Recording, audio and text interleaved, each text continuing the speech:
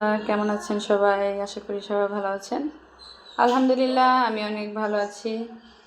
তো আজকে আমি একটা ভর্তা তৈরি করব, আপনাদের দেখাবো। আমার ভর্তা খেতে খুবই পছন্দ। তো কার কার ভর্তা খেতে পছন্দ অবশ্যই শেয়ার করবেন, কমেন্টে জানাবেন যে আমার মতো কে কে আপনার এরকম ভর্তা খেতে পছন্দ করেন। ঝাল ঝাল ভর্তা হলে তো আর কিছুই লাগে না।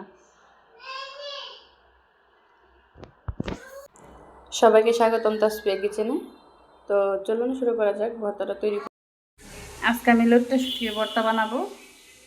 তো আমি এখানে 3টা শুটকি নিয়ে নিয়েছি, শুকনা মরিচ পাটায় বেটে ভর্তাটা করব।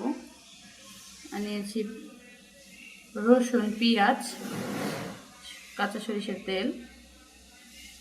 তো আমার এই উপকরণগুলোই লাগবে। তো এখন আমি এই লটকা শুটকিটা ধুয়ে নিব, গরম পানি করে আমি ধুয়ে নিব। এটা শুটকিগুলো এভাবে আমি কেটে নিয়েছি। শুটকিগুলো আমি এভাবে কেটে নিয়েছি।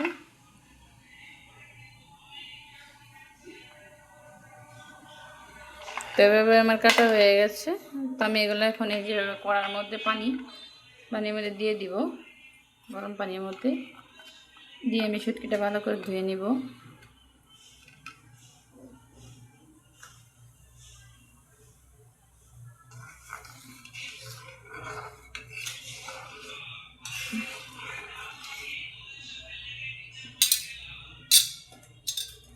পানিটা আমি বলক তুলে নিয়েছি। এরকম এই যে ময়লাগুলা পাশাপাশি তেল উঠতেছে, সেটা আমি এভাবে সিদ্ধ করে ধুয়ে নিব। কড়াইতে আমি এখন তেল দিয়ে নিয়ে মরিচগুলা ভেজে নিব।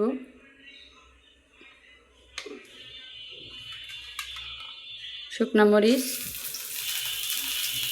যে যেমন ঝাল খান তো ওইভাবে দিয়ে নেবেন। আমি একটু ঝাল পছন্দ করি, এই জন্য আমি একটু বেশি করে মরিচ দিয়েছি।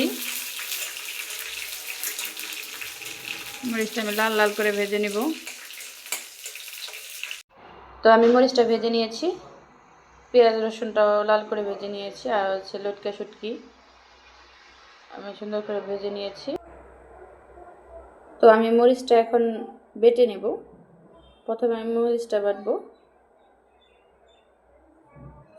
তারপরে আমি শুটকিটা বেটে নেব। আমি